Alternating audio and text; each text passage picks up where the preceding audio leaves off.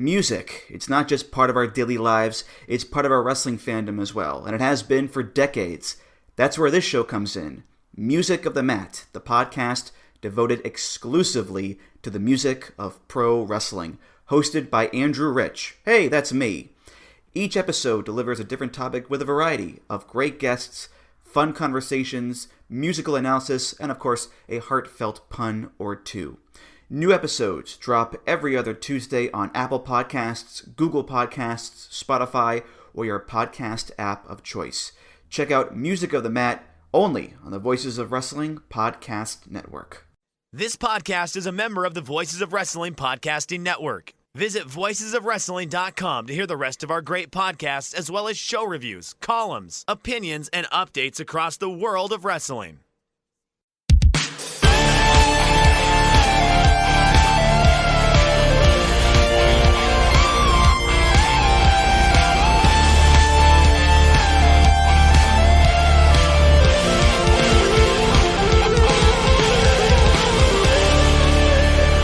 Welcome back to another episode of The Good, the Bad, and the Hungee here on the Voice of Wrestling Podcasting Network.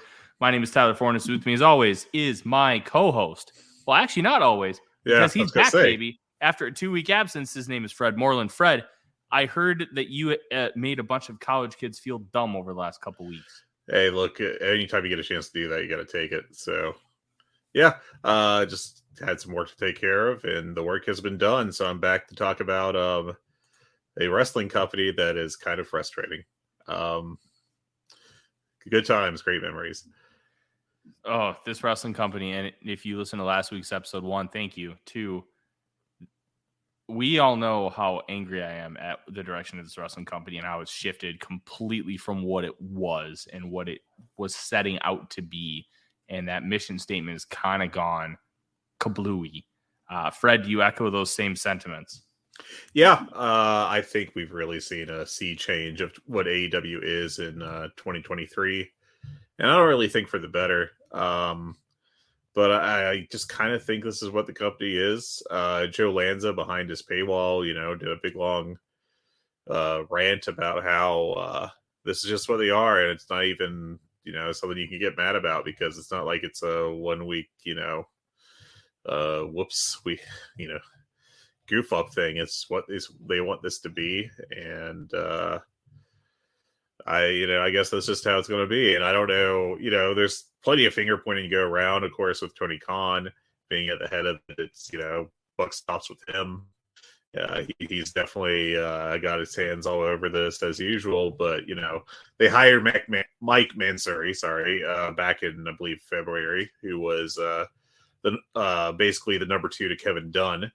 And a lot of the changes started around then. And of course, you had the MJF as the world champion, has a lot of pull in the company. There's been lots of reports about that. And, whoever else is involved, you want to point your finger at. But this is just kind of what the company is at this point in time. And unless Tony Khan makes drastic changes as to who he's listening to, who he's putting up there as a leadership position kind of situation, then it's just this is what it's going to be. I thought this week's Dynamite was pretty good, I will say. I went 7 out of 10 on it, I think, but there's some really dumb stuff on it, and that sucks. And, it's not like AEW has been some pristine company that has never had a flaw. Let's be clear about that. There's been some crappy storylines ever since the start with the Nightmare Collective sticks out, and some early Dark Order stuff was really rough.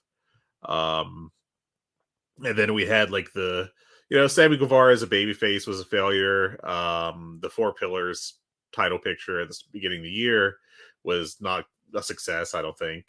Miro's debut, Scorpio Sky and Ethan Page as the best men or the top men or whatever they were, top guys. I can't, but the difference now is that the storyline that I think is failing is the main event storyline. And more pertinently, it's not just like the main event storyline, it is the main storyline. And with that, I mean, it's just sucking up so much oxygen on the show.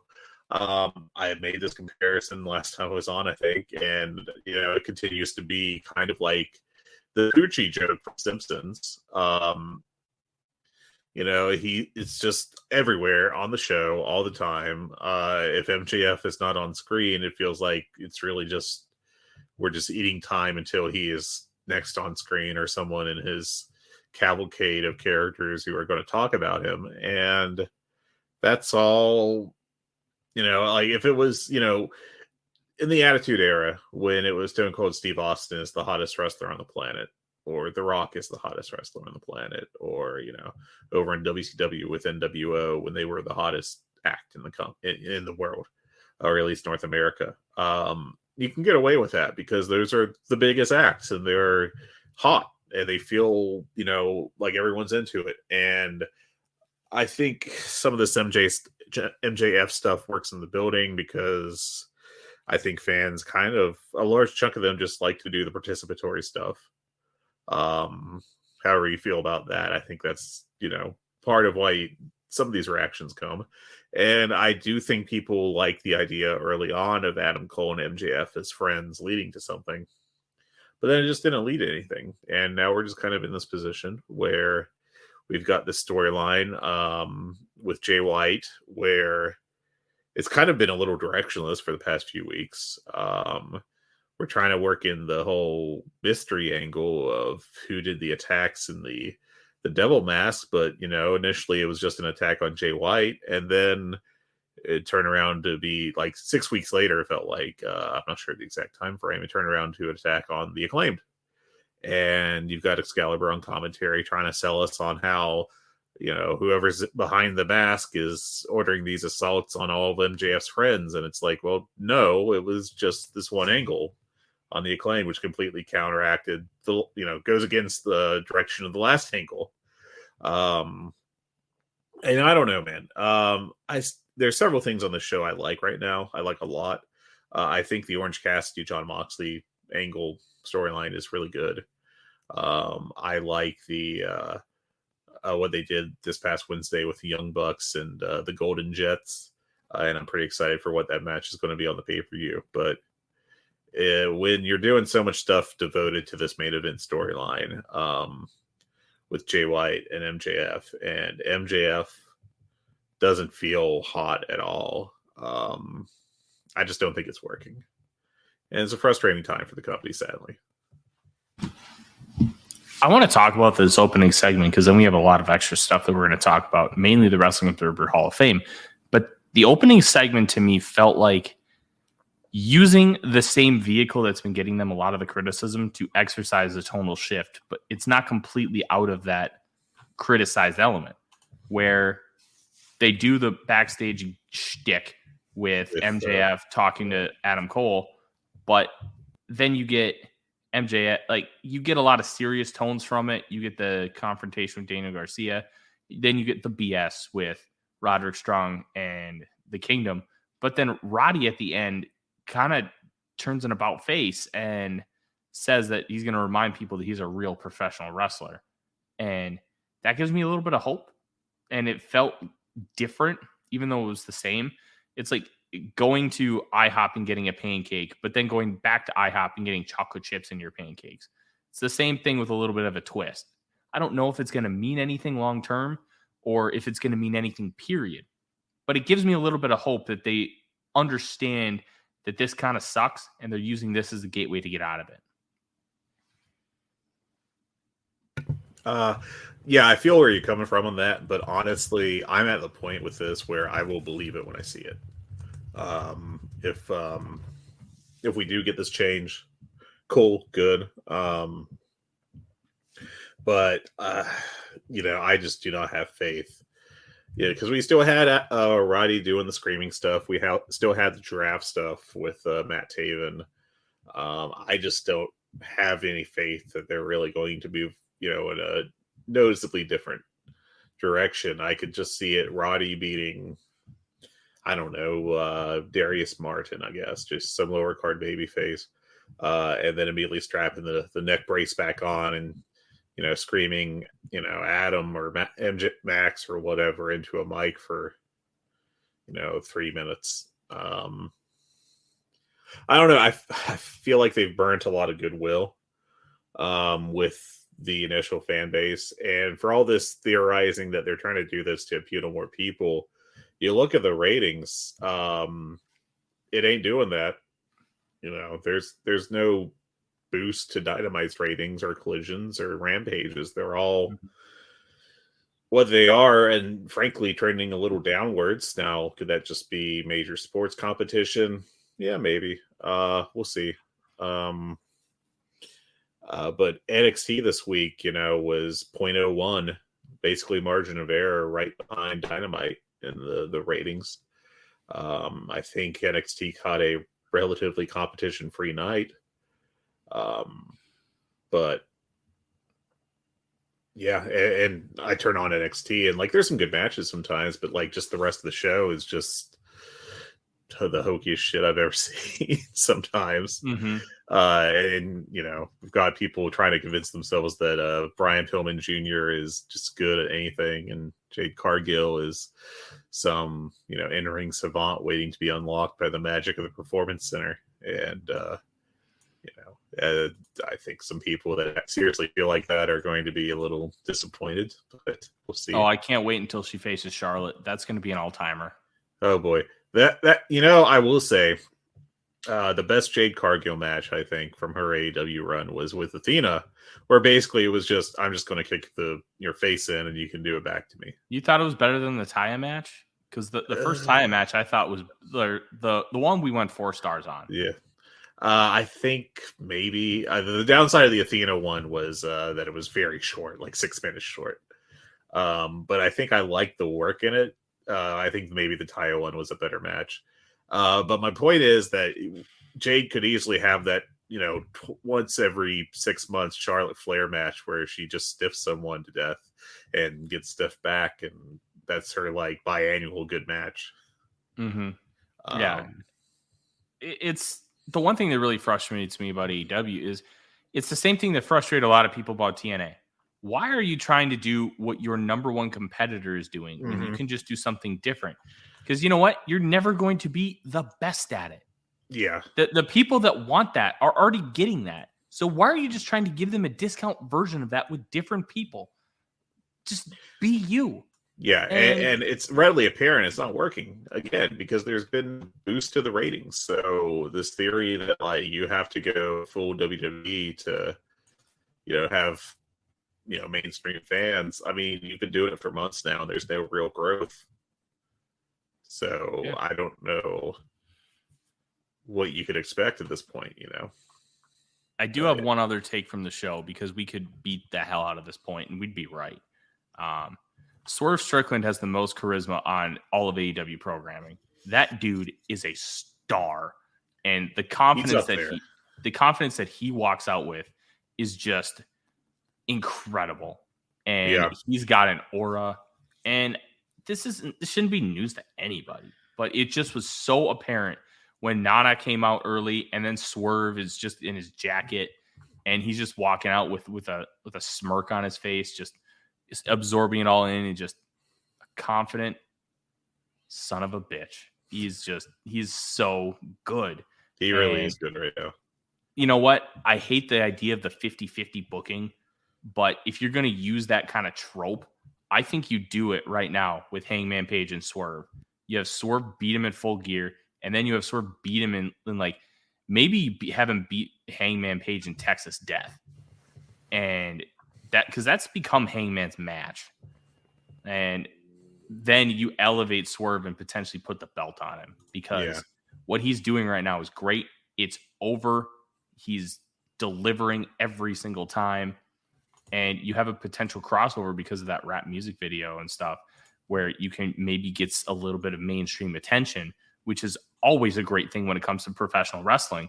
And it's a different direction, but a direction that also makes sense, is cohesive with how the booking strategy has been, and it opens up your world champion to boundless new possibilities as far as feuds and how you're going to like continue to build up the belt and this company. And if you got to do it. And I still think Jay White has a chance to beat MJF. I don't think he will. I think that's going to end up being Samoa Joe, but it's a non-zero shot.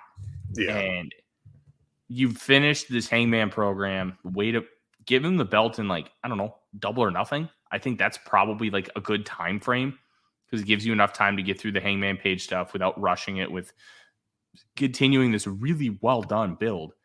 And then he goes for the belt. Yeah. That's what I would do. I think it's a smart move. At the same time, you know, I wouldn't complain about just outright putting on Joe or Jay White even. I don't think they're going to do Jay White in particular. It feels like they're, you know, he's just going to. Let's talk about Joe. What did you think about him vacating the belt? That gave me option C vibes. It didn't give me this. There's no guarantee. Yeah, well, it has no guarantee, but he's surrendering it to pursue the world title. I mean, he already had a world championship match while wearing that belt, so like it didn't make much sense to me, logistically. Mm-hmm. I get what you're saying, but like again, he already had the title match a couple, like what 2 months ago now, against MJF while holding the television championship. And you know, you have this guy hold the belt for like a year and then he doesn't put anyone over. And there's plenty of options where you can have him lose it and keep his heat and keep pursuing MJF. You know, you could have had MJF cost him the match. You could have had Samoa Joe have a scheduled defense and MJF insert himself and like, I'm going to hurt you by taking your belt, and they fight with each other too much and the third person gets it. You know, there's various, you know, booking options, none of which I'm super like enthused by, but then again, I'm not really enthused by don't build someone to beat Samoa Joe for the belt, just have him drop it. You know, that's kind of, I realize that, you know, there's people that like can't stand any mention of Ring of Honor on AEW TV, which feels very reactionary to me. You could have at least had Joe put someone over and then like, you know, sell it as now you can see this guy who just beat Samoa Joe defend the belt on Ring of Honor, you know, Honor Club, which is clearly not doing very well. But yeah, I feel like that was a fumble, a pretty, you know, like a noticeable fumble. Just not a good story to me, you know. Mm-hmm. I don't know where this goes from here as far as the television title, but right now it sucks. But as always, something we've come to learn with Tony Khan, sometimes when something appears that it sucks, it can actually be really good, or it could just really, really suck. Yeah. I'm willing to give him the grace to let it play out, but right now I don't like the direction. Yeah. I do want to sing some praises here for some stuff I did like out the show. No, Fred, we hate this company now. We have to only be negative. That's how this works. I did like the Elite segment. I liked the Bucks turning heel. I feel like that they need that they've been pretty directionless as faces. And I thought the segment with Jericho went well. And if they decided, you know, turn into a different direction there and have Jericho go heel, I guess they could. But it feels like that the Bucks are turning heel. And I like that segment. I thought it was pretty good. There were several good matches on the show too. I went 4 1/4 on Swerve and Penta, and I also went 4 1/4 on Briscoe and Jay White. That was the best Jay White match we've seen in this company. Outside of it, you could argue the tag match with FTR. Yeah, it was the best singles match Jay White has had in this company. I probably would go with Adam Page last month, personally, but yeah, I mean, this is probably my number 2. That Adam Page match was so weird because like it was good, but that was on that Dynamite that was just lifeless. Yeah. I still like the match a lot. What can I say? You know, nice to have Adam Page wrestling. But you know, I do want to knock 2 things on the show, though. One, you spend the whole weekend on social media with Daniel Garcia promising how he's going to, you know, do this for all the young guys on the come up and everything. I'm not expecting him to win. That wouldn't make any sense given all the booking going on. But to put on, a match that for me just barely scraped into 3.5 stars. I mean, I thought that was a pretty underwhelming match versus my expectations for it. I thought for sure that they would have done like a 25-minute match, something along those lines, and let Daniel Garcia get really close and but have MJF escape and survive. And instead, it was just 12 minutes, a lot of shtick at the beginning. Pretty good segment, and afterwards on the second after the commercial break, I should say. And then just Garcia does what he does often, which is goes too far back in the Dragon Tamer and got reversed into MJF's move and loses. But 3.5 stars isn't shit either. So but it really should have been better. I really didn't have a problem with the way Garcia lost the match. I didn't have that. No, they did a really good job of building up the arm and then just tapping out to an armbar. And Taz even made the comment like, "There's nothing wrong with tapping out to an armbar. If they got you, they got you. It happens." Yeah. Yeah, I didn't have an issue with that. It was just the vibes of the match were a letdown after, you get all these promises of like a breakout performance that wasn't there. And the bigger issue I have to say on the show,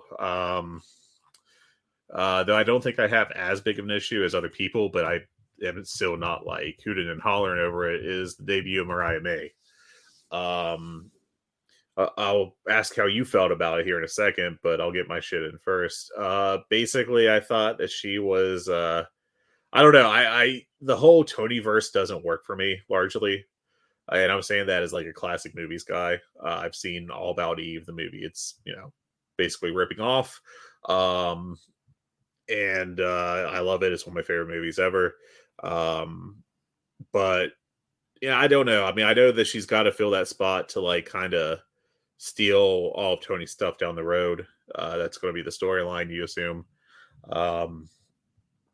But I just, the way it came off, I don't know, subpar, kind of mid. I think part of the problem may be RJ City, who I enjoy on the YouTube show quite a bit. It's dumb humor. It works for me. It's very deadpan, I'm an idiot kind of stuff. But I just don't think he really works great on the TV. And the whole pairing of him with Tony Storm just adds more shtick to something that is extremely shtick heavy already. And yeah, I mean, I don't know. I'm down on that storyline. I know some people, there's some diehards that really like it, but I just don't. Yeah, I think after what Tony Storm has previously done in her AEW run, which is be a damn fine professional wrestler, having her go like comedy gimmick basically and be the center of the women's division is, not really better than, just uninspiring heel group takes over the division and just feuds with a, inconsistent group of baby faces to no real resolution that they did for like a year. I thought the biggest issue with the Mariah May debut is they didn't even keep her off camera. They had her on camera as RJ City's introducing her. Yeah. They minimized her debut in about every possible way. And I don't understand why. She's got a phenomenal look. Like, she's tall, she's beautiful, she's blonde. She worked really well in Stardom and kind of was a rising star. I don't know if she was ever going to be anything like get to the level like a Julia or anything like that. We have no idea of knowing. And but her 6 to 8 month run was objectively great considering she was an unknown going in. Yeah. Like, that's an impressive feat going into a company like Stardom and showing yourself to be on that level. That's great. So you come into this company, obviously you're still a relative unknown in the worldwide scene unless you get people like us. You present her like this. And I can understand the story. This is Mickie James Trish Stratus, 2004, 2005. That's exactly what this is. She's going to be the obsessed fan who wanted to follow the same path. She's going to beat her for the title. And then where does Mariah May go from there? That, to me, is the intriguing question. what does Tony like have in plan for her? Does he really believe in her that she can be a top star? Because I'll tell you, she looks like a top star. She's got the physique. She's got the look. She's got the size. That she looks like one. But can she get to a point where she's going to be one? And working well in Stardom is a great start. But this is also America. And there are certain elements of being an American professional wrestler that you just don't really utilize much in Japan. Working a live mic in front of crowds and the television wrestling style. You don't wrestle a television wrestling style in Japan. You just wrestle. So there are things that she's going to have to learn and adapt to. Nobody knows if she can, but nobody knows she can't. There's a lot of variables with her, and presenting her in this way, when you know how much she grew and improved in a short time frame in arguably the best women's division in the world, to present her like this, I thought was a joke and a massive disservice, because they could have made her look like $1 million, and they just didn't. They made her look like a Dollar General can of Grape Crush. Yeah, I mean, I don't think it was a disaster, but I mean, it's something to watch going forward. I thought May was fine considering, but they did her no favors.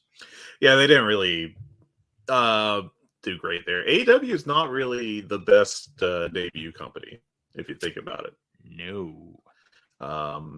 This is exactly like Miro or some of the other really bad ones. There have been some great debuts, like Moxley's debut was an all-timer. Awesome. Eddie Kingston. Eddie Kingston's debut was during the pandemic, but when you look back on it, that was an all-timer. It didn't feel like it in the moment, but I disagree. I think I had not seen Eddie Kingston before because I had not really watched the indies prior to that. But like you have this, to me, an unknown coming out and cutting a hell of a promo. But we knew he was coming. It wasn't like a surprise debut. But but it doesn't have to be a surprise debut to be like a success, But I guess the difference is, like, I thought it was great, but you didn't get this feeling in the moment that you were watching something special. And maybe you did because of, like you said, your background with Eddie Kingston. Yeah, or like Hero, yeah. I knew of Eddie Kingston, and I knew he had cut some great promos, and I had watched some of them, and I knew that he was going to be wrestling Cody in that TNT title match. But when you look at all the other pieces and other factors, like, it's legendary in retrospect because of what's happened to Eddie Kingston, but it didn't feel like that in the moment. Sting debuting felt like that. That was Jon Moxley debuting felt like that. You know what? Adam Copeland debuting even felt like that. Bryan Danielson. Being in Adam Cole, right? Yeah. Being in that VOW suite for Adam Cole and Bryan Danielson back to back. And then earlier in the night, Minoru Suzuki just randomly at the second match of the show, Minoru Suzuki's music hits and then he confronts Moxley. That was one of the best moments of that entire show. And that show was effing incredible. Like, there have been some really good ones, but they have dropped the ball more often than not. And that's been extremely frustrating. Yeah, just a definite space to watch here. Maybe it'll be fine. We'll see. One thing I will say is, as down as I have been on Tony Storm, because I feel like it's just too much shtick to like building to nothing really. Like especially the first of the picture-in-picture, air quotes here, silent movie, which is just her like jogging in place and doing other improv exercises, which felt very directionless. I will say that I thought her promo on Sheeta, where she, explained why she's been doing this, which is to steal the spotlight from Sheeta because Sheeta stole the title from her. I'm not saying that's exactly a 5-star promo, but it was something. It's better than some other stuff in there, so I will give him credit for that. But yeah.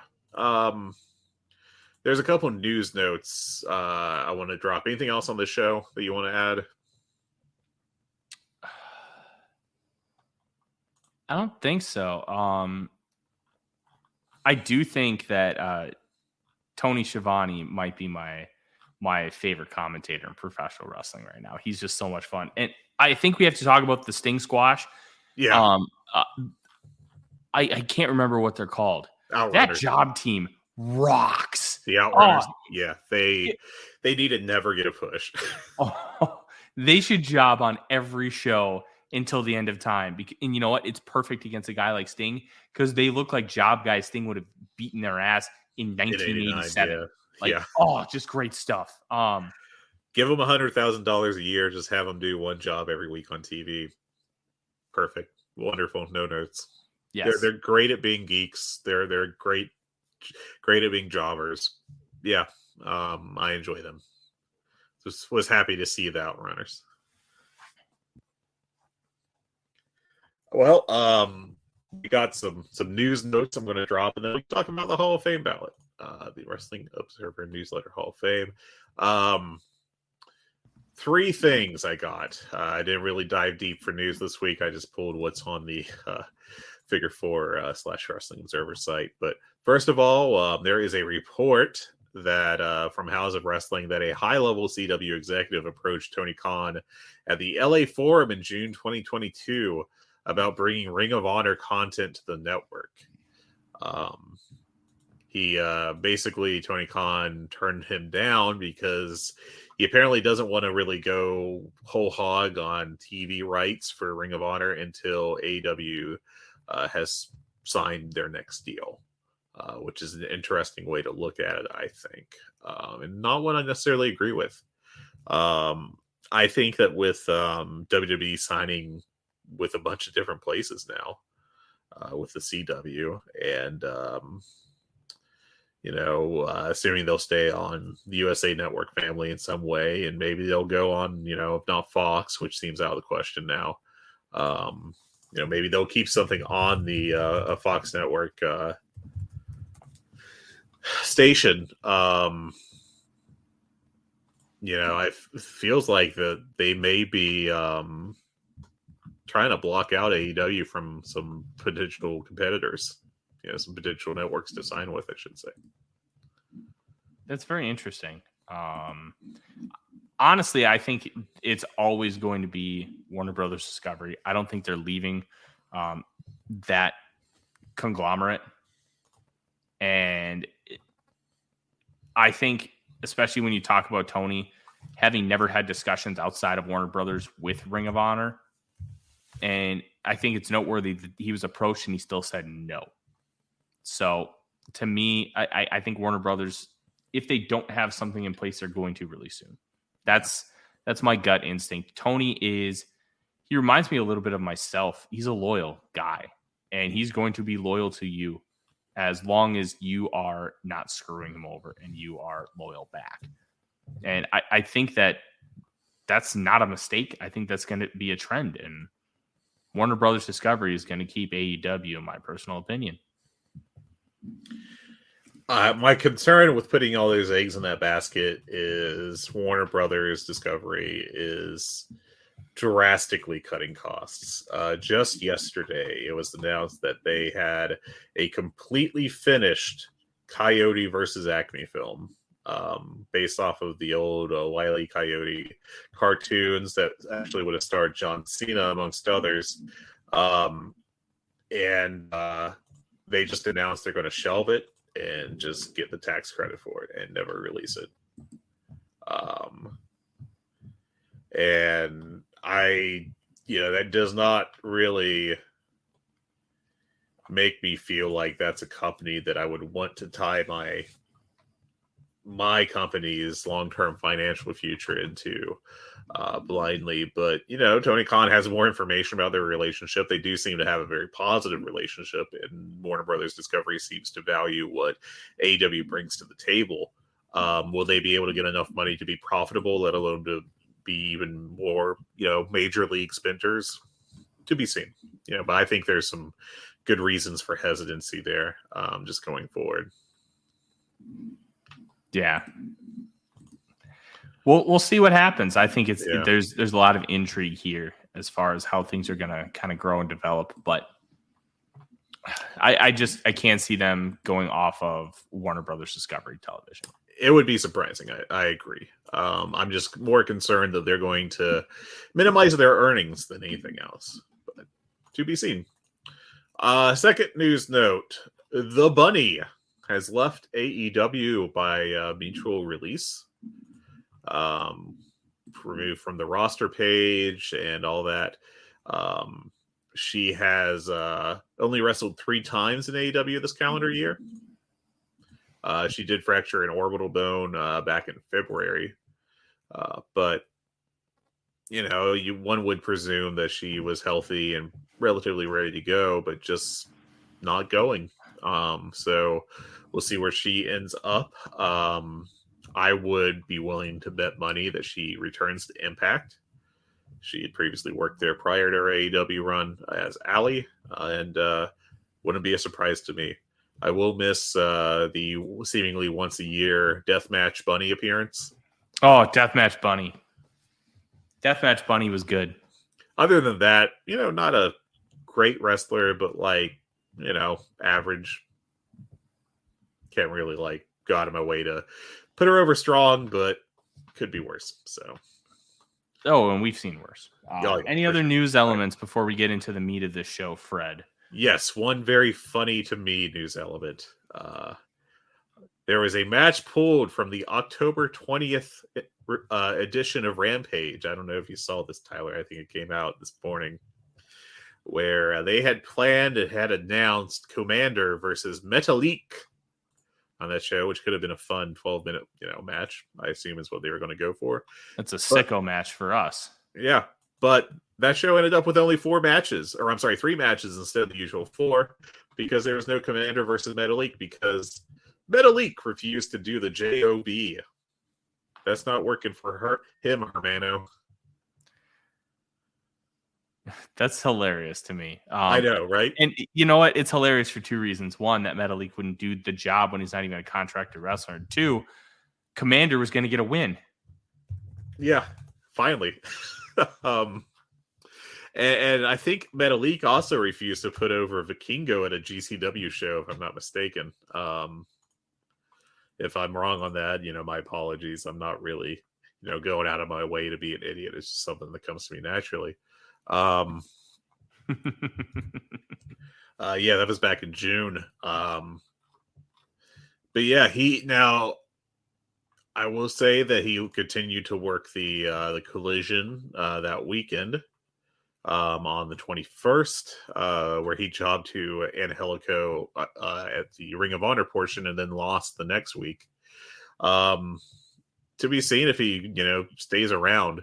What's very funny is, despite this, on the 14th, they actually did a Ring of Honor taping where Metalik lost to Commander in less than 5 minutes. So was he unhappy about doing it twice? Was he unhappy about doing it on actual TV rather than the not particularly much used streaming service? Who knows? But yeah, Metalik... I don't know, man. If it was me and Metalik was like, I'm not doing the job, and I don't have him under contract, I have no real future commitments to him, I ain't bringing him back. I wouldn't bring him back. I'm like, I think he has a pretty hard ceiling as a mid-card guy in AEW. I just can't imagine him going much higher. And to have him refusing to put over, someone higher on the pecking order, just, wouldn't go for it. Not for me. Yeah. But that is your AEW news for the week that I bothered to put together. Next week we'll have a more normal show, but I'm excited because me and Tyler here are going to talk about the Wrestling Observer Newsletter Hall of Fame. We're going to do a brief kind of synopsis, because if you want more in-depth stuff, I recommend you go to the Voices of Wrestling Patreon, voicesofwrestling.com/Patreon, and there is a lot. There is 10 plus hours of great audio content. And we are here to give you our takes on it. And Fred, I don't know where you want to start, but I'm thinking we should probably start with the AEW-centric candidates. Makes sense to me. Well, let's just do it here. U.S. Modern Canada. Let's start with the Young Bucks. First year on the ballot. They have a very interesting case because they their drawing power is a very unique discussion because they are like the first real modern candidate to have a drawing record that is heavy influence based and heavy merchandise sales. Because the one stat I heard was in a 4-month period with Hot Topic, which if you ever go to a mall, you know what a Hot Topic is. They sold like 440,000 t-shirts in a 4-month period. Yeah. That's pretty incredible. They were for a group not affiliated with WWE and for AEW when there was no real major competition in the United States, they moved a lot of merchandise in the United States, which was impressive because they were primarily working like second matches on New Japan because that's just where they would slot the junior heavyweight tag titles like every show. And Ring of Honor. And Ring of Honor was what it was at that point in time, which is, a national promotion that is not sniffing it, WWE for the most part. So, yeah, and I think the other interesting aspect of their candidacy is their work. And we know that, in our opinion, and I think you share the same thing, Young Bucks are the greatest tag team of all time. They have the highest peak, and they have one of the longest longevitities of any tag team. They just have everything. But at the end of the day, when you look at their work rate case, there are a lot of people that hate their work, call them things like spot monkeys, and they don't tell stories. And then because of that, Matt Jackson sold his back for about 6 years. And I'm so intrigued by their case. And I know you've been following along with the public ballots, and it looks like they're hovering right around that 60% last check. What's your take on the Bucks here?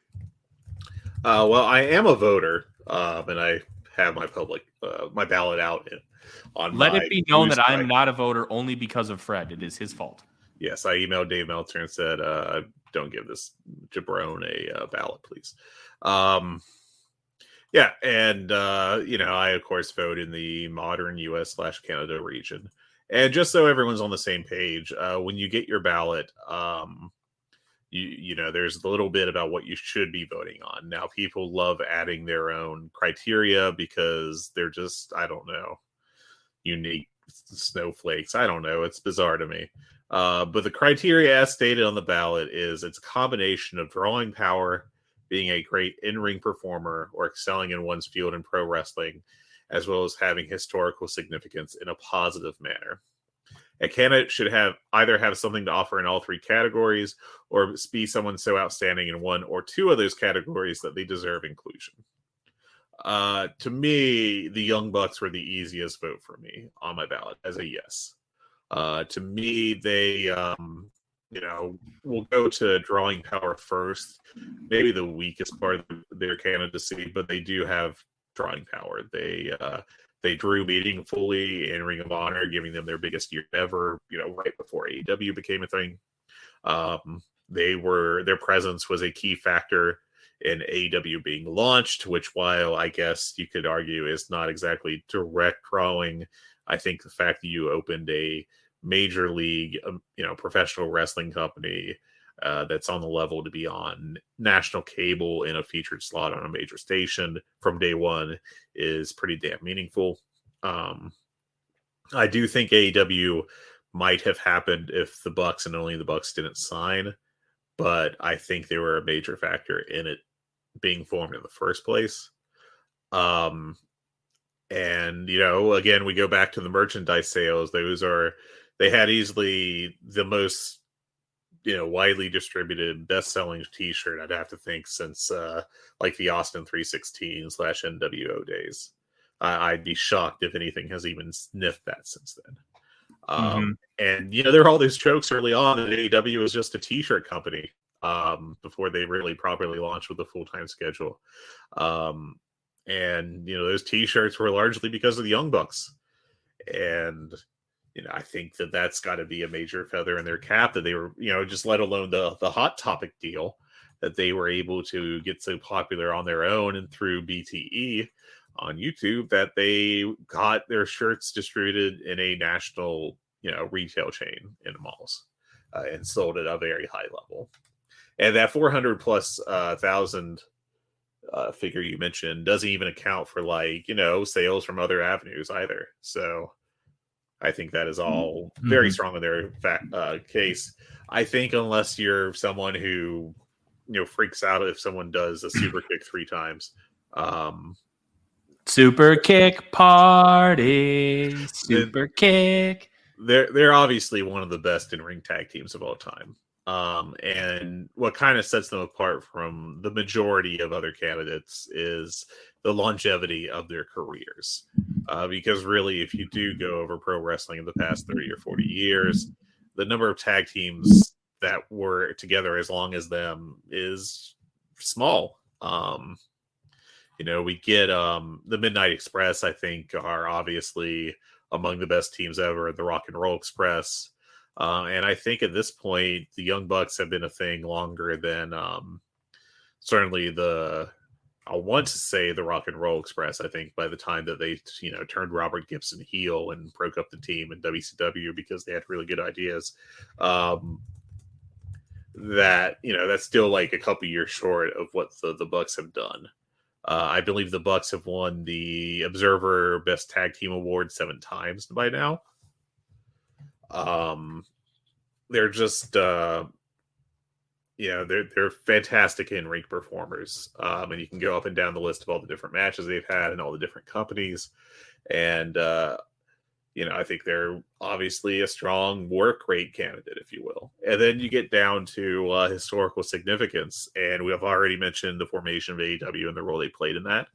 But they also didn't exactly invent independent wrestlers making money off of t-shirts. That goes to Colt Cabana. Really being successful at it, I guess I should say.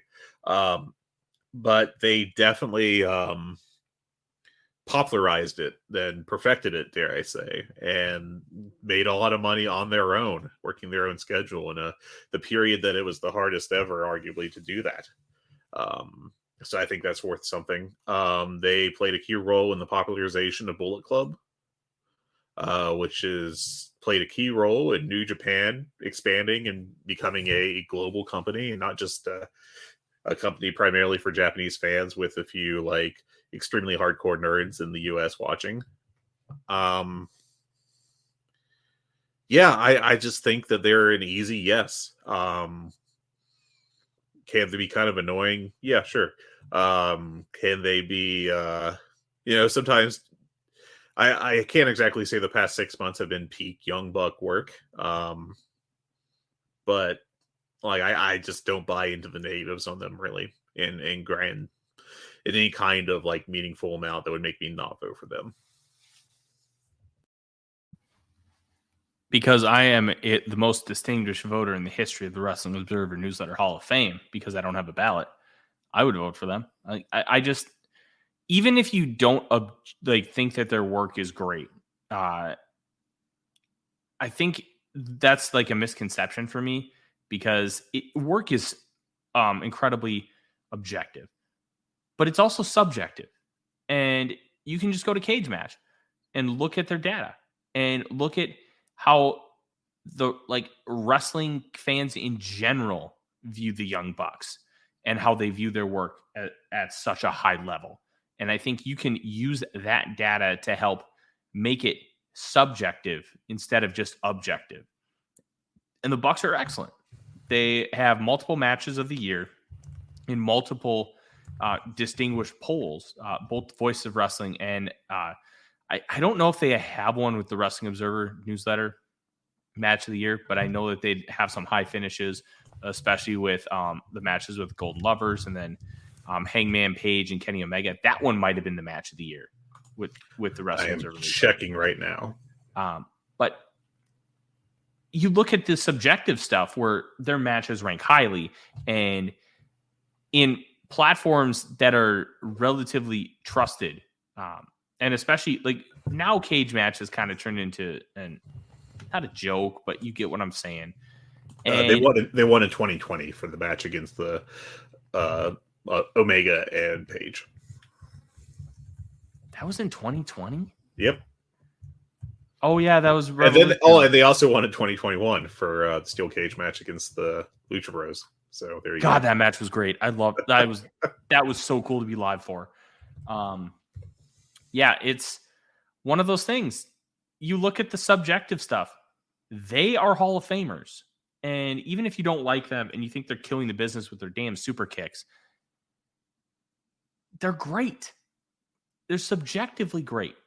And if you don't believe so, my personal opinion, if you think they're bad or they're killing the business per se, like it was kind of the running joke for years, you have an inherent bias and you haven't opened your mind to actually looking at their candidacy with a clear lens.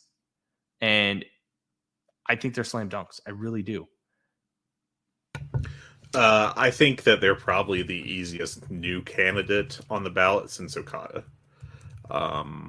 Which I can't think of, it's only been a couple years, obviously, so that's not like some grand statement, but all the same, I can't think of anyone that's been on their first time was like clearly to me a yes vote to the level that they are.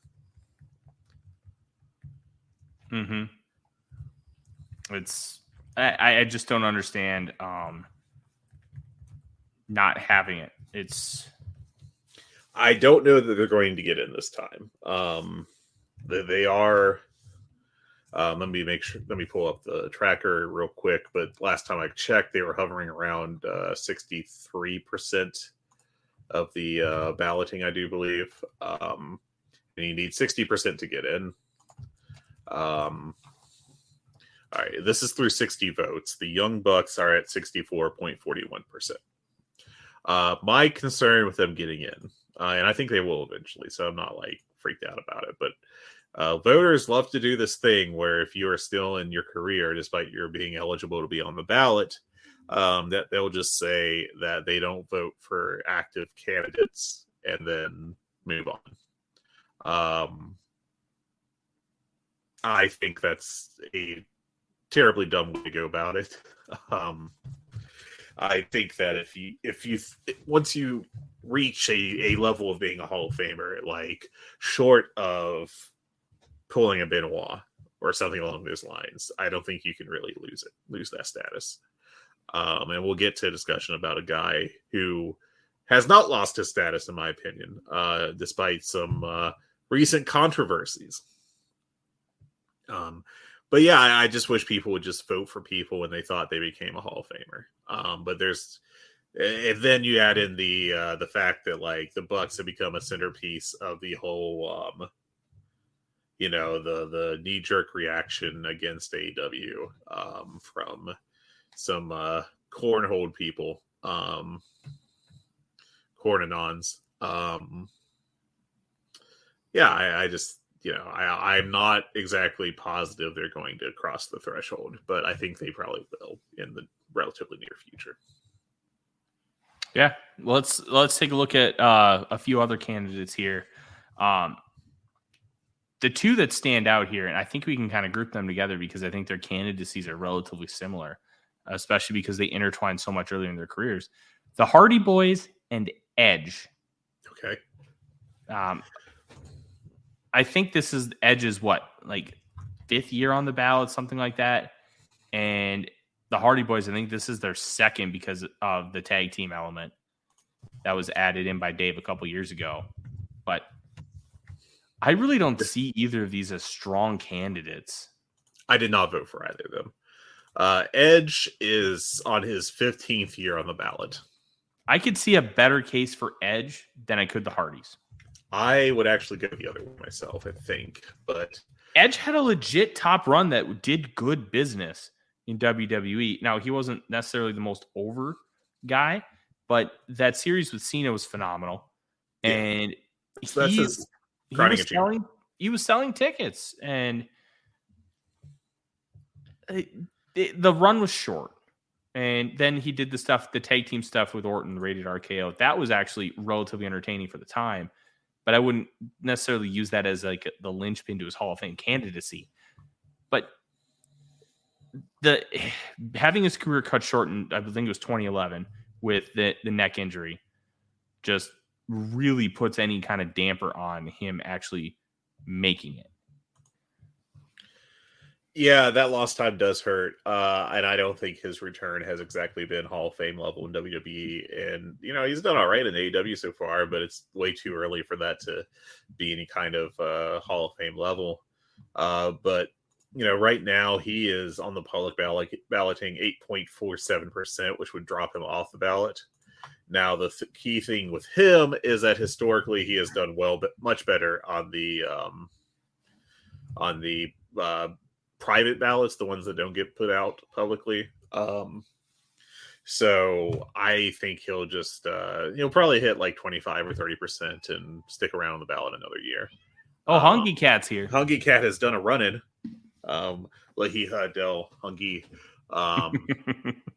And the Hardys are in the same boat. They also do much better on the private ballots than the ones that people share publicly.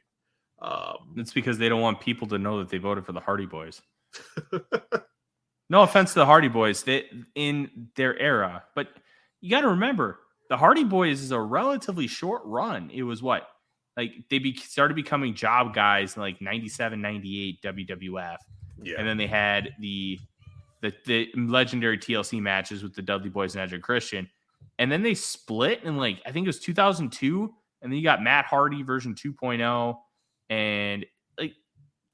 Then they kind of did a reincarnation of the run, like on the Indies, ROH, TNA, and then they went back to WWE. But it's not like that they were this massively pushed act for this long period of time. I think it's more of a nostalgia thing, and people who loved those revolutionary TLC matches. And I think that itself is one of their stronger cases because you can argue, hey, the influence on the ladder match and popularizing it. Because like Shawn Michaels, Razor Ramon wasn't the first. That was the first one that became huge. Yeah. And then you had the TLC matches, which added another element. And you could argue that was kind of the genesis for Money in the Bank, the multiple person ladder match.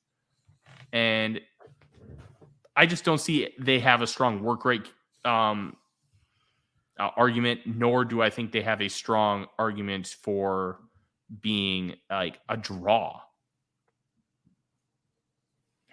Yeah, I will say that some aspects of the career are, probably underrated. They're reforming in WWE around 2007 went well for that time period, and then I do think the Broken Hardys that could be a little underrated in terms of its success. It was probably the biggest thing that happened in Impact for quite a while. Definitely in the post Spike period. Now you can argue that maybe the cinematic matches are a net negative on the industry. I just don't think it's like that impactful.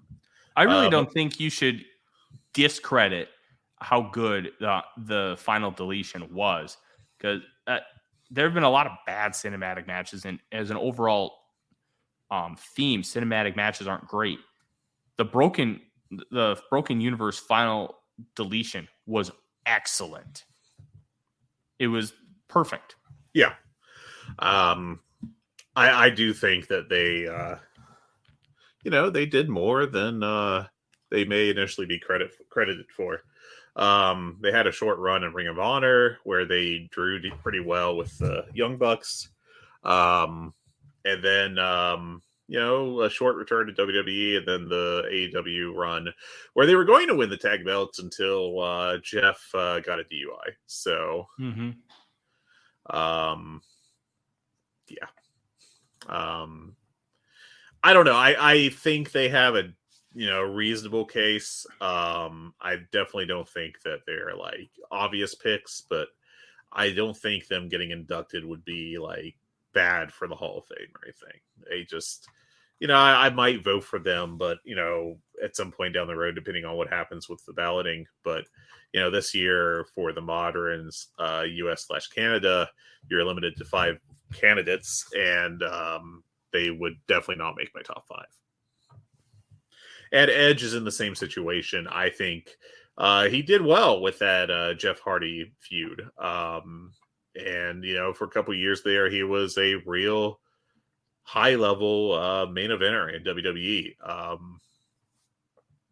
And if you look at my award shares tallies for the Wrestling Observer newsletter, Edge is 32nd all-time, going back to the start of the Observer. And I think with these awards in 83, Edge is 32nd all-time in terms of award shares, which puts him right between Akira Hokuto and Triple H. And I don't know, man. That's, pretty good company. I think he gets dismissed a little too easily, but again, I did not vote for him this year. He's someone I think I've considered him more than the Hardys in the past. But just, again, not to me, a clear-cut Hall of Famer. And also, there's some negatives there, and I can see why you wouldn't vote for him.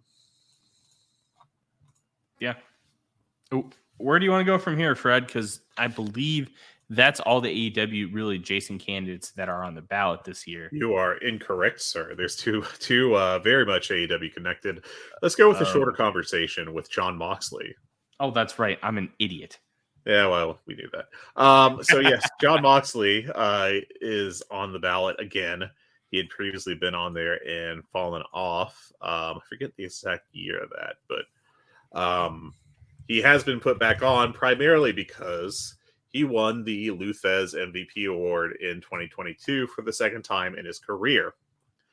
Now, it's important to note that here is the list. Hopefully, I won't miss anyone of 2-time winners, 2+ time winners of the Luthez/Ric Flair award. Of course, you have Ric Flair winning it 8 times, I do believe. Harley Race won in 80 and 81. We have ourselves Mitsuharu Misawa winning in 95, 97, 99. Kenta Kobashi won in 03, 04, and 96. John Cena won in 07 and 10. Chris Jericho won in 08 and 09. Hiroshi Tanahashi won in 2011 through 2013. AJ Styles in 2015, 2016. And Kenny Omega in 2018 and 2021. And every single one of those men, and I don't believe I missed any multiple winners, is in the Hall of Fame. And Jon Moxley joined them last year, winning in 2022, after previously winning the 2020 year. Now, does that mean that he is automatically a Hall of Famer? No. I don't think so. Because, there's always going to be someone that's the weakest within a class. But I think he has had such a great run in AEW that I voted for him.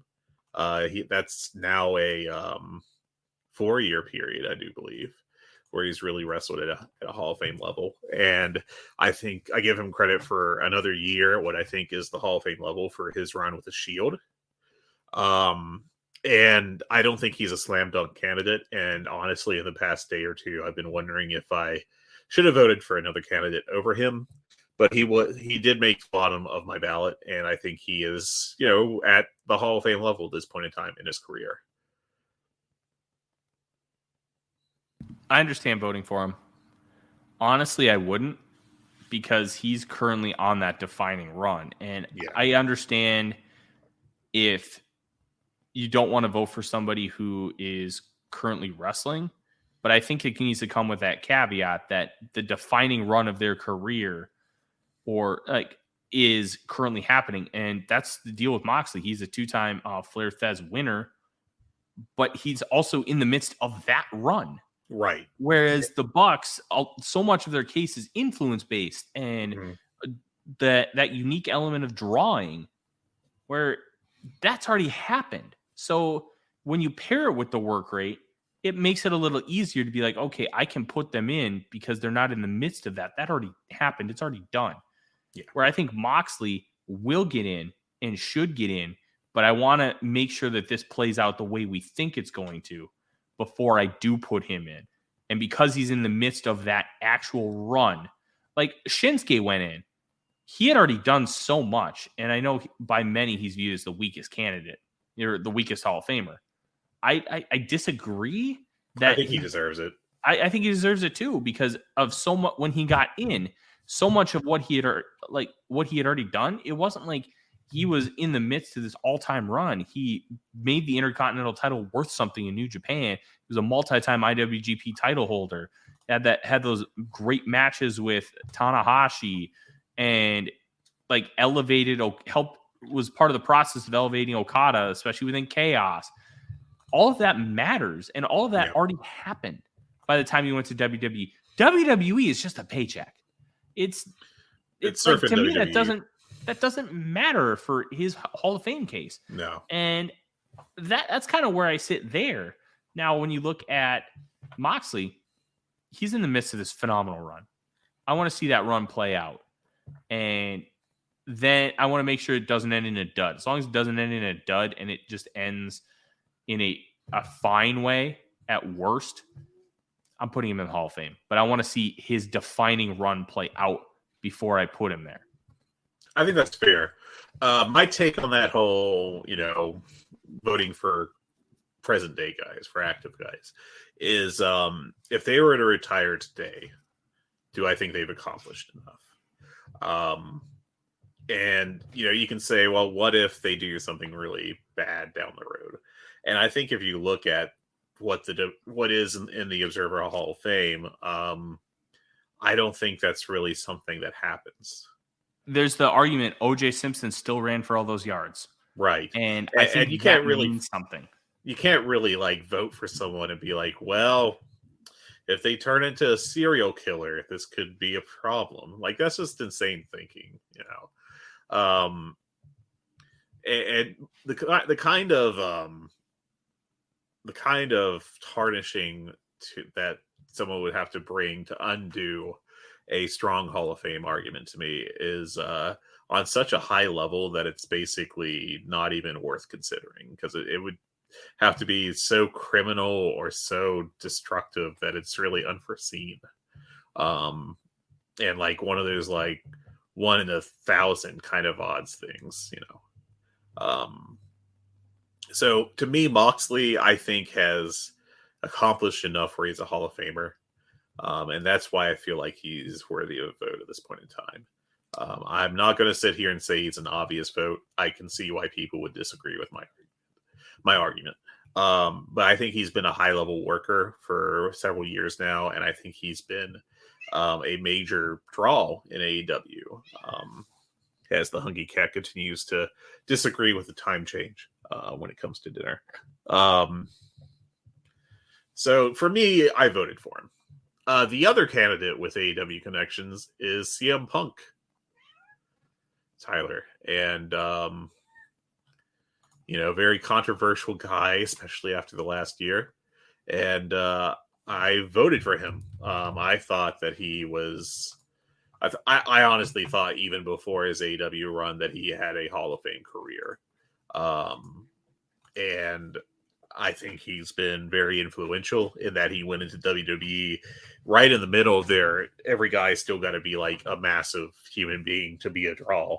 And he went in as a smaller guy and kind of helped set the stage for them to kind of modernize their view of what a top star can be and help pave the way for guys like Daniel Bryan, or Seth Rollins to be Hall of Famers without being, the stereotypical WWE, chunk of granite guy. I think he's one of the best promos in wrestling history. I think he's been a very successful draw, and I think what he did in AEW was proof positive of that. And, I think all these factors point to him being a pretty clear Hall of Famer. Fred, do you want some breaking news? Oh, yeah, sure. The Big Ten is expected to suspend Jim Harbaugh for the next 3 game days. Oh, He can coach throughout the week, but he cannot be on the sidelines. Wow. Yeah, that's going to be big because that's Penn State and Ohio State. That's Yeah, not enough in punishment.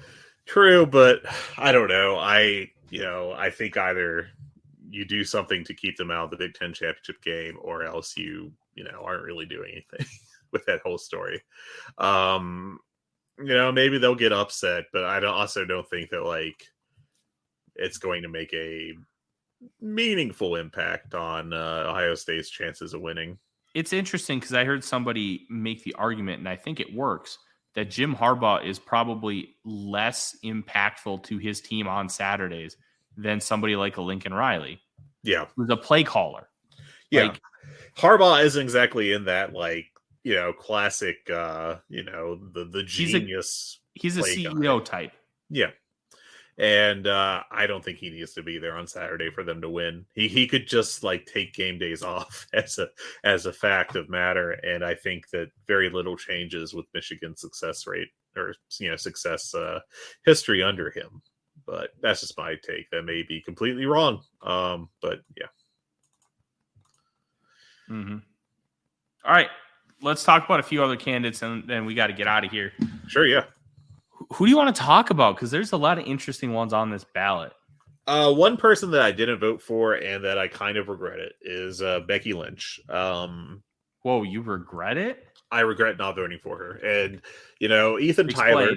Well, yeah. I'm not going to just like move on to the next candidate and be like, that's my take. Thanks for listening. No, so, looking at the history of women's wrestling in North America, specifically the United States, and we'll include Canada in that because they're kind of basically the same market, even back in the territory days. In terms of serious professional wrestlers, it was Mildred Burke, and then June Byers after her for several years. And then once June Byers gets in a car wreck and her career is essentially over, the NWA Women's Championship goes to the fabulous Moolah. And Moolah becomes the predominant force in women's wrestling in the U.S. And she, along with like societal changes of the late 50s, basically kills women's wrestling as a serious thing or as a drawing thing in the United States. They got shoved into the mid-card comedy slot, and Moolah, who was never a good worker, was all too happy to go along with that. And it was like that for the longest time in the U.S. For literally decades. Moolah and her crew were around forever, and there were a couple tries by Vince McMahon to become to relaunch women's wrestling as a legit drawing thing. He tried with Wendy Richter, but she just wasn't successful at that level. He tried with Alundra Blaze. She wasn't successful at that level, and there were various factors there. I mean, with Richter, basically all she had to play opposite of were Moolah trainees. Like the glamour girls, Leilani Kai and Judy. I forgot her last name, but who were up there in years and not exactly super workers or anything. And then with Blaze, when she was brought into the WWF, they primarily had to bring in Japanese women, and of course their commitments were primarily in Japan, as you would imagine. So WWF didn't really have people, and they he gave up. And then we got the Attitude Era, where women were treated like objects for several years. And then we had ourselves, the Divas Era, which was not much better. We had John Laurinaitis looking in lingerie catalogs for models to hire. We had women being told to not work like the guys because that's not their job. And we finally had the Four Horsewomen in NXT, and they really did present a sea change. So Charlotte, Bayley, Sasha, and Becky. And of those four, the one who has had the most success as a draw is Becky Lynch. And she became the top star in WWE in 2019, regardless of gender. It wasn't just like she's the top woman. She was their number one draw. Now, that wasn't exactly the best year in WWE's history, but I think it is very historically significant that Becky Lynch did something that no woman has been able to do for 60 years, a literal lifetime. And no matter what goes forward, no matter what happens from this point forward, you can't take that away from her. And if, you can say, well, maybe they'll end up like undoing the women's revolution and going back to bra and panties matches. Yeah, but you don't know that. And even if it does, it doesn't mean it didn't happen. So to me, historically, she has a very strong case. I think that she gave herself a boost this year by being a meaningful draw for NXT. I think she really did boost their ratings and everything. And made them they were a disaster last year in ratings and everything. And she came in, was the biggest star assigned to that brand for a while, and I think really helped revitalize that brand. And she also helped make Tiffany Stratton a big star, I think, or helped her put her on her path to that. And I think, Becky is a strong candidate. And she's unique. I think you have to evaluate her a little different than, Roman Reigns, for example. I'm not a Roman Reigns voter right now because I think he had too many years of failure and not enough years of success. And, I can't really give him like a full year's credit for this year when he has less than 10 matches, and isn't on TV every week. And a lot of his appearances are just sitting in a lazy boy, backstage. But Becky Lynch has, I think, a lot of historical significance that Roman Reigns doesn't.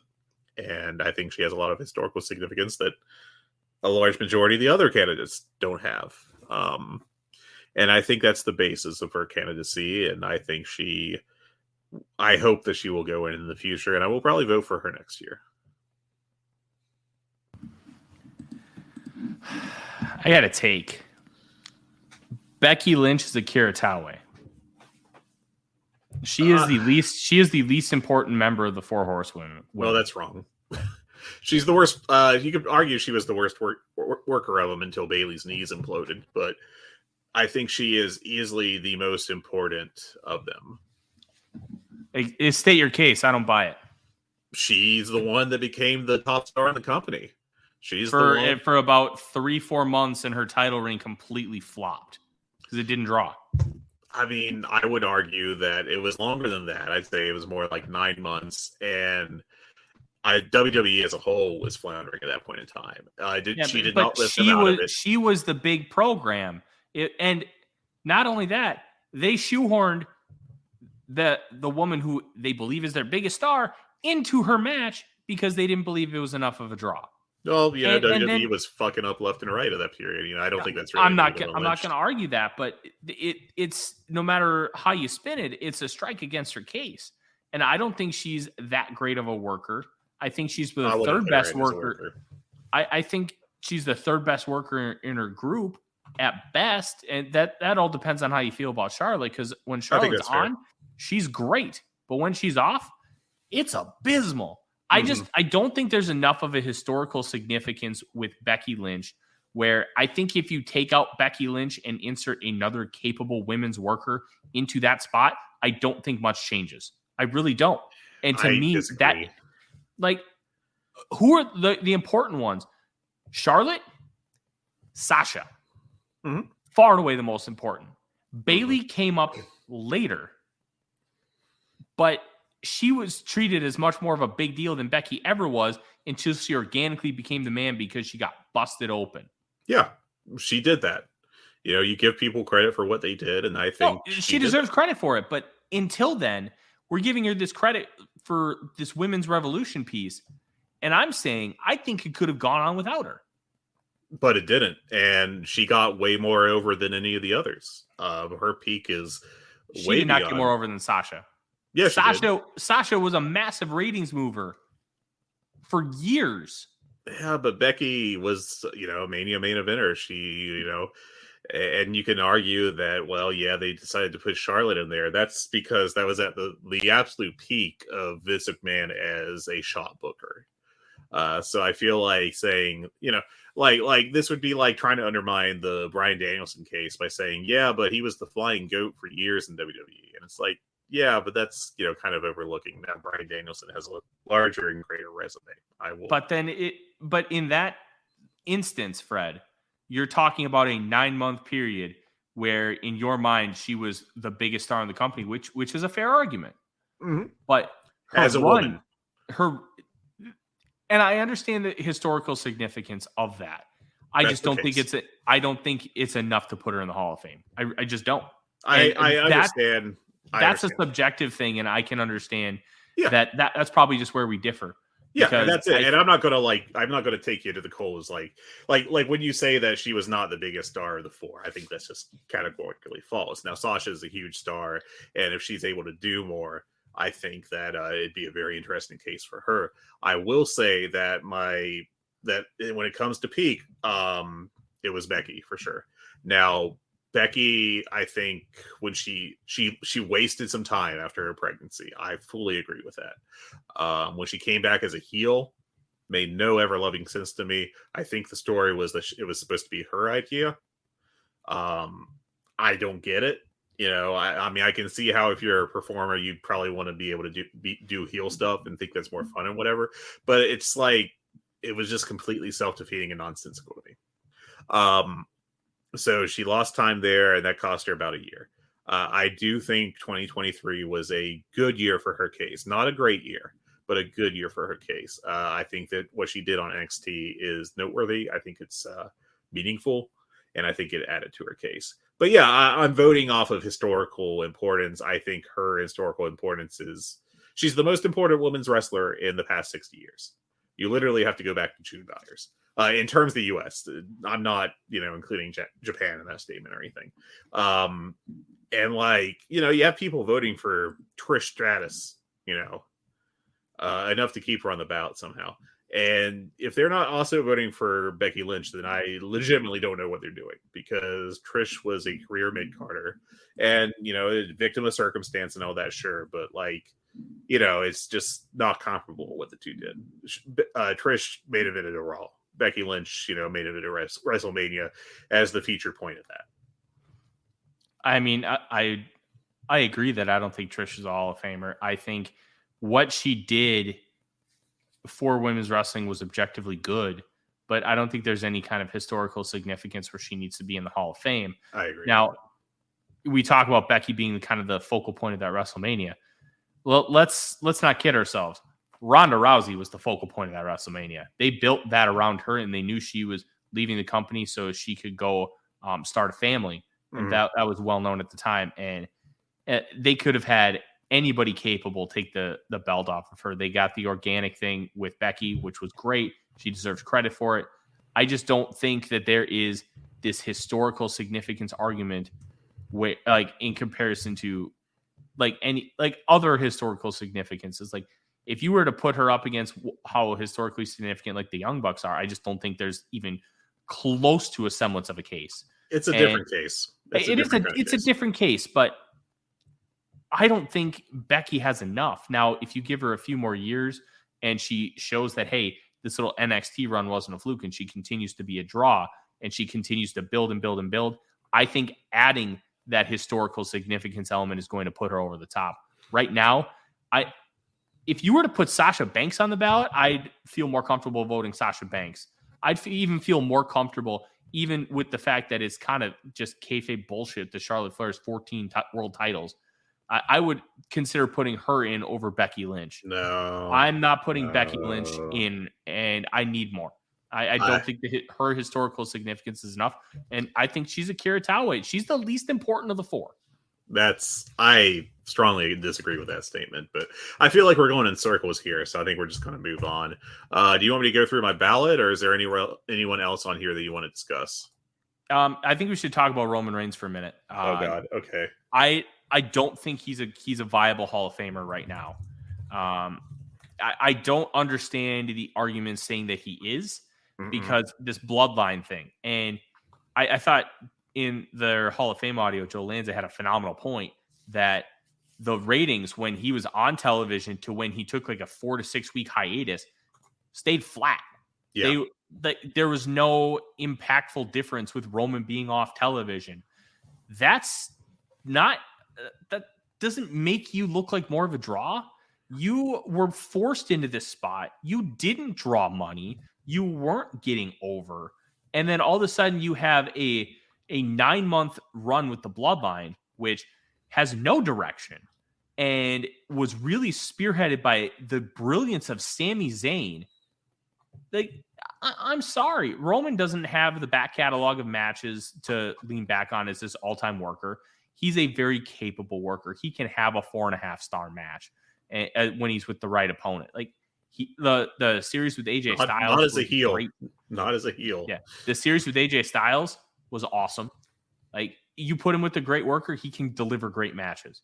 But, and you look at WWE business, like, business is good, but ratings consistently went down with him being pushed in the top spot. When he started getting his push, ratings were at, like, for Raw, they were getting 5 million plus viewers a week. Now they're getting 1.5. That's you can attribute a lot of that to him being on top. And it's not as cut and dry as that. No, but it's not. I don't think he has a real case. Now, the Bloodline stuff has been very good and very over, and it has been a ratings mover. SmackDown ratings went up upwards of 10 to 20% when the Bloodline stuff started getting hot. But are we really going to just ignore 7 years of adjunct failure in the top spot because he had 9 months of really good success? That doesn't mean that the success is completely meaningless, but you have to take everything into account.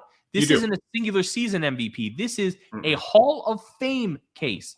Roman Reigns, to me, there is no real data point that says he's a Hall of Famer because WWE is making money. Roman Reigns is not the one making WWE money, whereas Hulk Hogan was the one making WWF money in the mid-1980s. Stone Cold Steve Austin and The Rock were the ones making WWF money in the 1990s, early 2000s. Roman Reigns is not the catalyst to WWE making money. WWE's machine is making WWE money. And right now, outside of the Bloodline stuff, there is no real draw in that company. The draw is the brand. And there's something to that. Like, you could talk about somebody like somebody on the board who is instrumental in making the brand the draw. And like we talk about some of the office executives in Japan, like Shinjiro Takagi, about potentially being a Hall of Famer because of the stuff that they do behind the scenes. WWE's brand is the draw. There is not a draw on that roster outside of the Bloodline of the past. I don't know. We can generously call it a year. I don't get it with Roman Reigns. I really don't. I gave some thought to voting for him this year, but decided that no, I wasn't. My take on him is similar to yours. I do give him credit for the Shield, the 1 year of the Shield as a real thing in the company. He deserves equal credit for it, just like Rollins and Moxley. I agree. Exactly. Yes. So that's 1 year. And I personally think that we start thinking about voting you in when you get to like 5, right? I think that's reasonable. I think by 7, it's like a very strong case, personally speaking. So he's got 1 year there. Every year is the top babyface, abject failure, I think.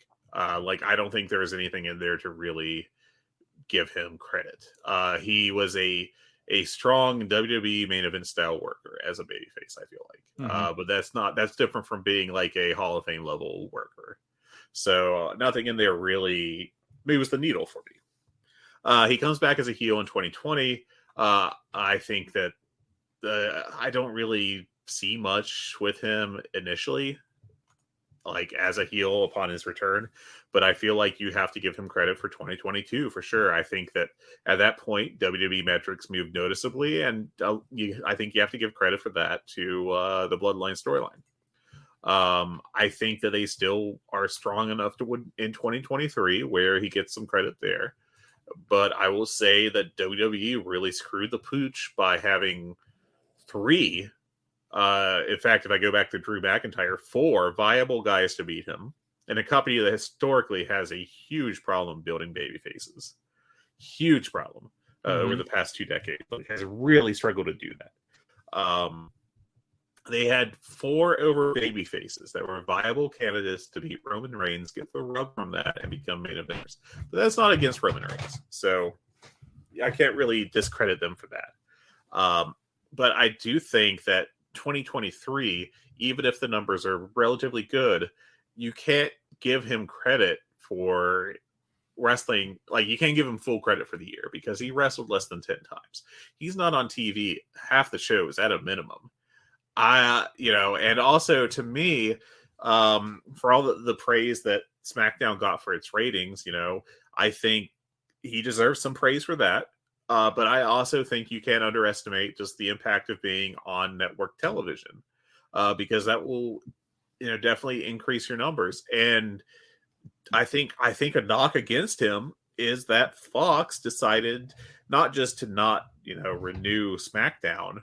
It wasn't like they lost a bidding war and oh shucks. Like, they were just outright, this is not worth the money to us.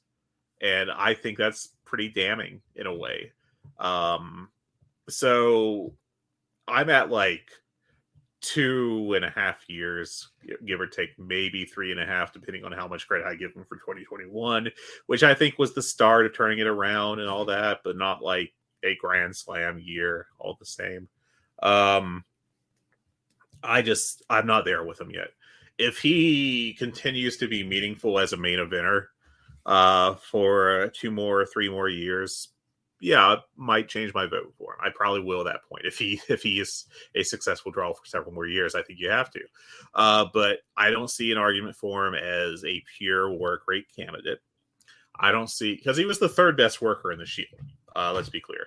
Mm-hmm. He was the guy that did the high impact spots. He wasn't exactly, Rollins or Moxley, and I don't think he has much positive historical significance beyond just drawing. There's nothing that he really did, I think, that you can give him credit on a historical basis, to the level, again, to go back to the Bucks. I think they did some very interesting and very meaningful historical stuff. And Reigns was just a top guy in the top company, in largely monopolistic conditions. It just doesn't move the needle for me. I can't vote for him yet. Talk to me in 2025. Yeah, I think that's a really good point.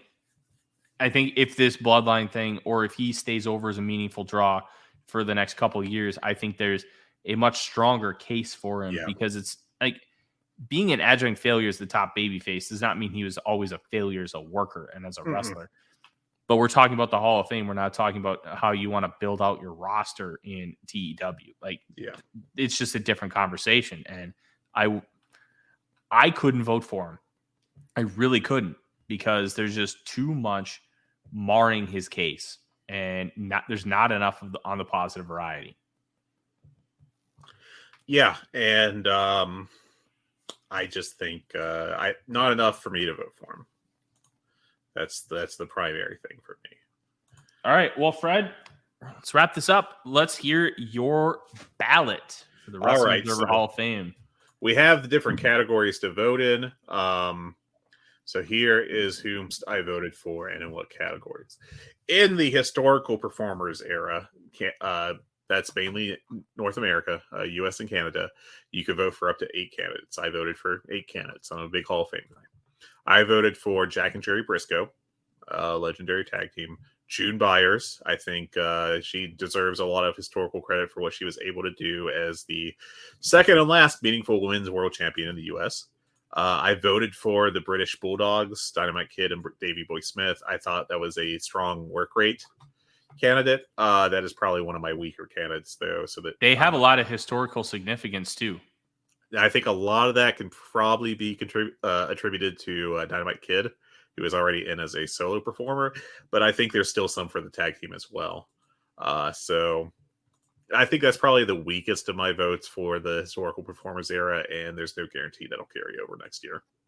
I voted for Argentina Rocket and Miguel Perez, who were a fantastic drawing tag team in the Northeast in the 70s, if I recall correctly. I voted for Junkyard Dog.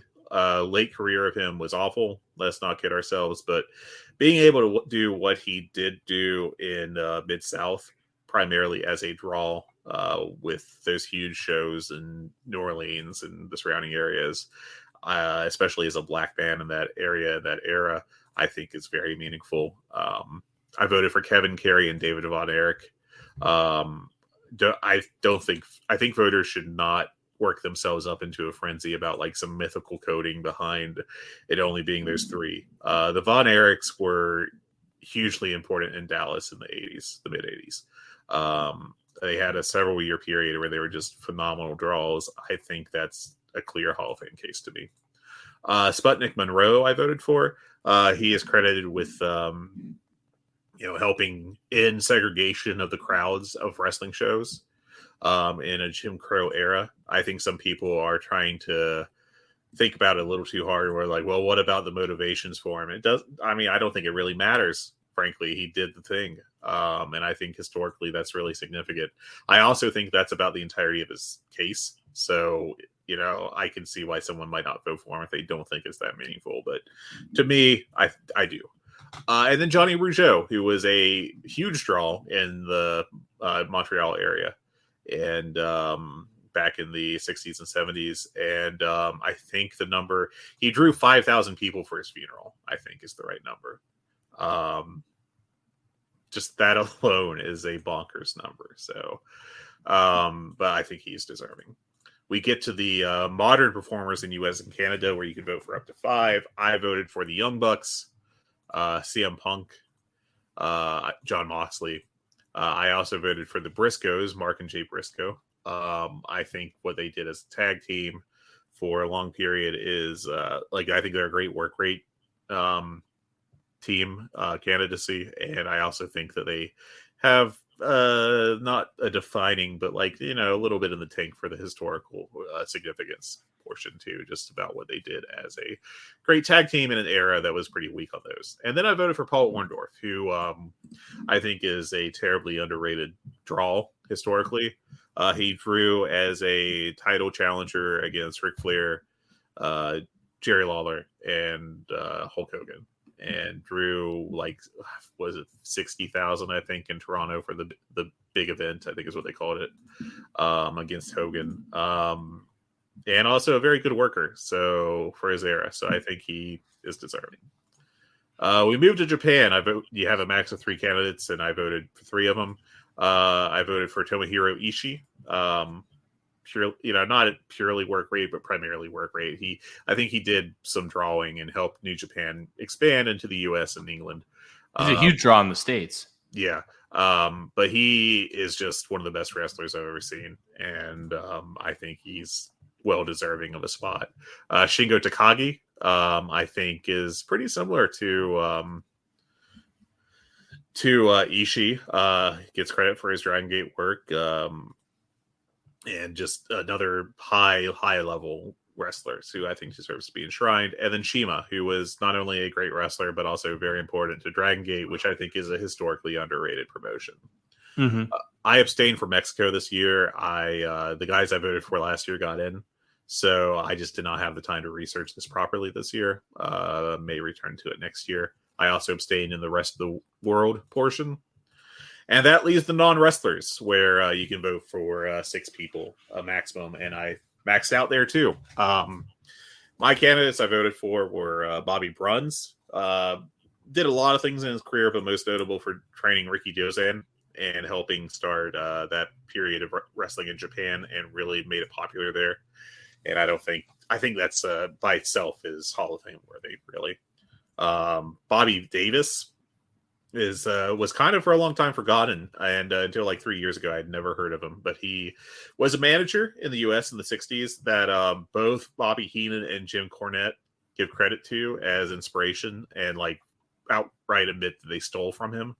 And I think that's a tremendous candidacy right there. I think he should be one of the strongest candidates on this ballot, period. I voted for the Grand Wizard. I think he was a great drawing manager up in the Northeast in the 70s WWF. Lou Albano gets a lot more attention. And the third manager up there, I am blanking on him, and I apologize. My brain stopped working. Those 2 guys get more credit. Freddie Blassie, classic Freddie Blassie. My God. Question: do you think the fact that he's called the Grand Wizard is hurting his candidacy at all?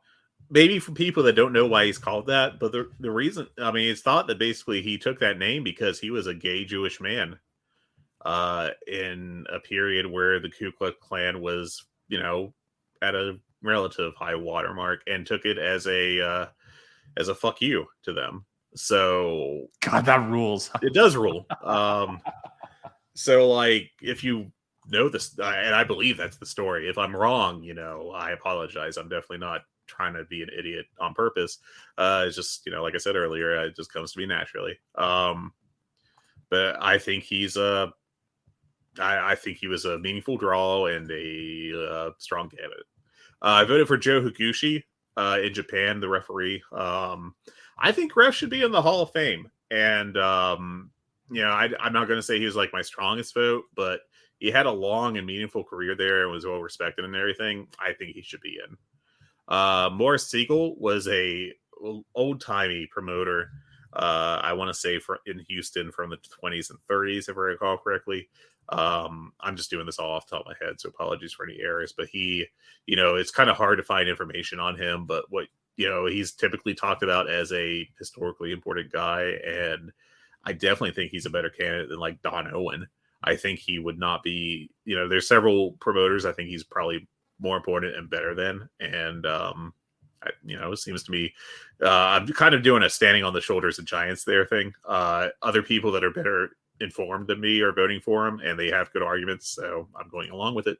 And my last vote was Ted Turner. I think he gets underplayed by some people that are just like, oh, he only put him on TV. I mean, he made the decision time and time over and over again to support what became World Championship Wrestling, and keep them on the air in defiance of like basically regular calls from his underlings to cancel it, because at that point in time, wrestling was thought to be embarrassing.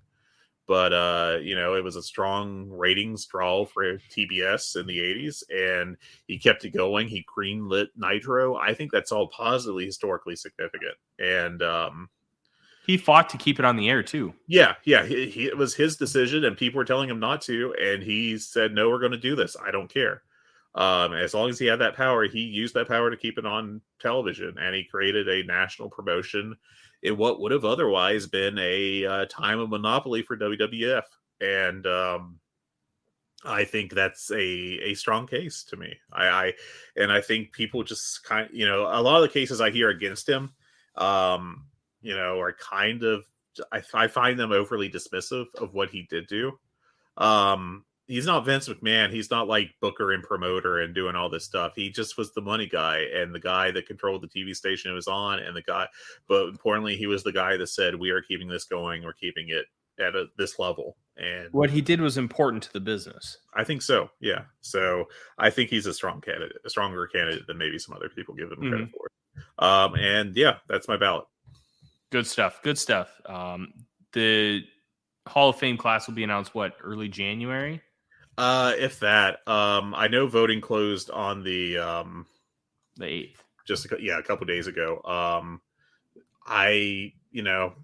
I'm looking forward to finding out when it is. I am checking right now to see if there was a listed date, but there probably wasn't.